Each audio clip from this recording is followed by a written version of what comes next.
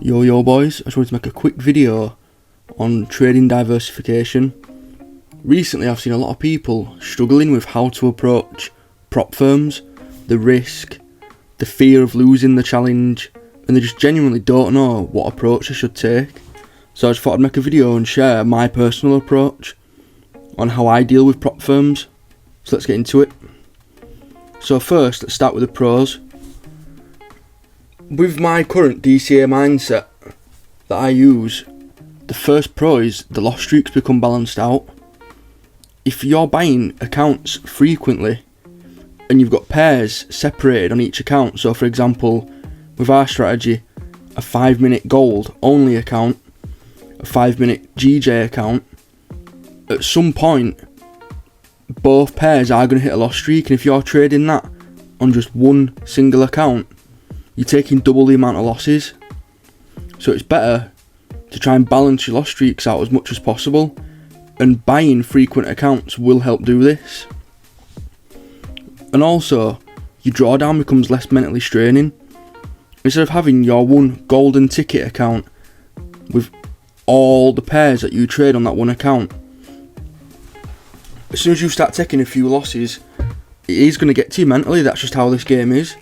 But if you've got multiple accounts there that have all got the separated pairs, it doesn't hit as hard because you know, shit, I might have lost 1% on this account, and then you might lose again, but it's on a separate account instead of you've got back-to-back 2 losses on that original account. And the other thing is, you're always in a position to catch the next win streak. You might go on and lose, let's just say, 5%, or even let's say you blow an account. But if you've been buying accounts frequently, whether that be once a week, bi-weekly, once a month, if you've always got fresh accounts coming in, the probabilities of you catching that win streak on that fresh account are so much higher because you've got the stream of accounts coming in constantly.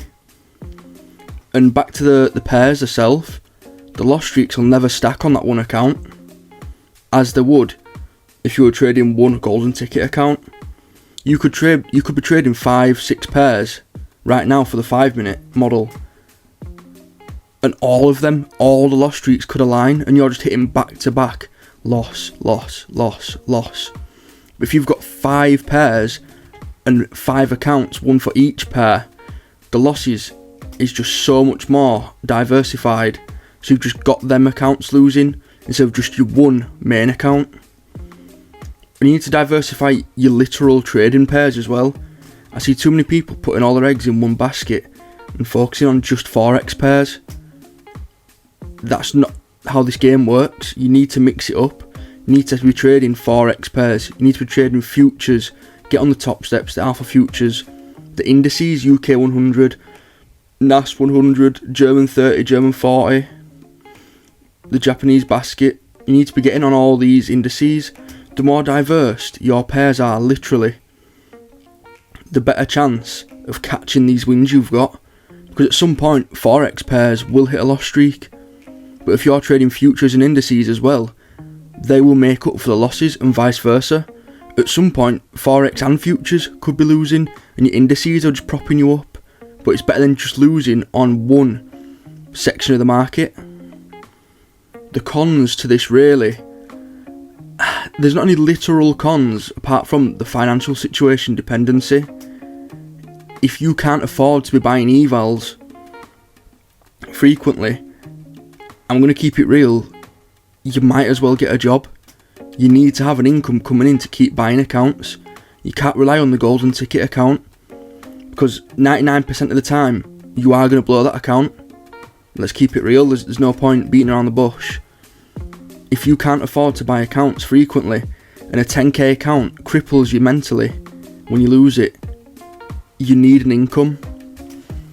And the second thing really is the back end work behind running a system like this. There's a lot more journaling. You've got every single account to journal, all the separate tracking info.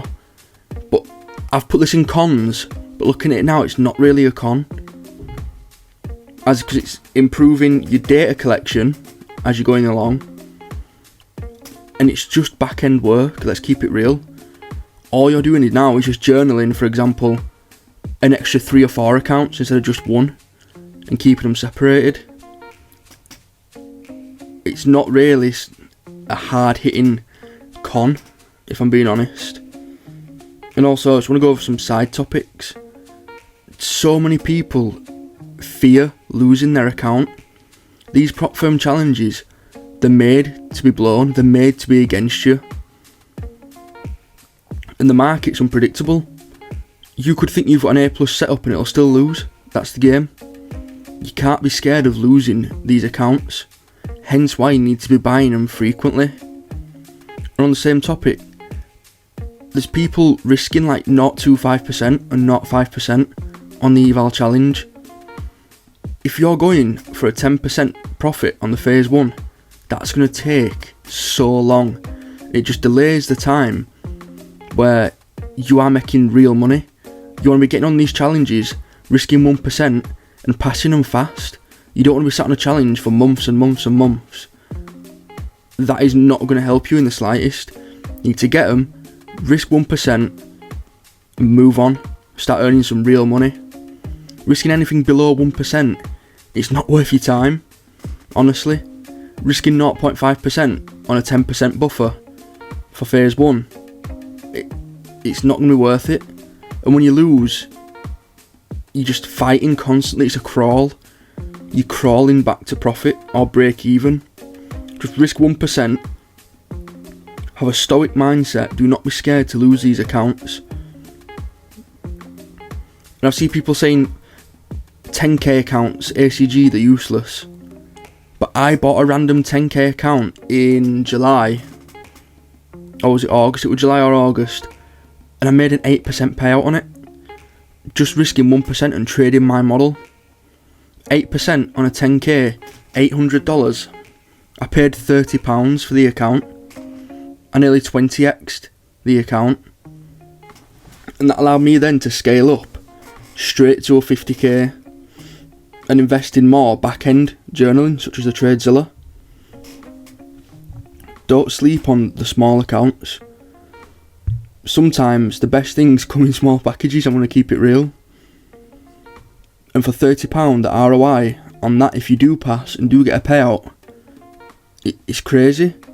ACG, use a discount code 10k for 40. $40 for a 10k account with a verified trusted prop firm. Why would you not want to do that? And if we look at this here, it's a basic rundown of my mindset. And the quote at the bottom, consistent frequency beats perfect timing. That is literally it, boys. If you're buying these accounts frequently, you don't have to rely on timing the wins perfectly. No one can time a win. You never know when the next win's going to be. But if you're consistently buying these accounts, at some point you are going to catch that winning streak on one of these accounts. And it'll boost your account up so much that when it does switch back around and losses do start coming, you've got that buffer. But again, if you're still buying more accounts, it's not going to phase you at all. You don't need to rely on any luck or timing. Your risk is completely spread. All these things, and I don't really know why people aren't speaking on this much. Personally, this mindset was from my old mentor. I don't trade his strategy or his model anymore. But this mindset of his that he installed in me has allowed me to become more successful. So all credits to him for this. This is the funded challenge approach that you need to be doing in 2025 and 2026 next year. Because who knows, these prop firms aren't going to be around forever. So you need to lock in now, pass these accounts, build them up, get the payouts, start stacking your live personal account. And when these do eventually disappear, you're all set. And that's it, boys. That's pretty much it for this one. I just wanted to go over the core concepts of the trading diversification, the DCA mindset, and my personal approach to funded accounts. If you like this video, comment down below and leave a like. Catch you in the next one, boys. Peace out.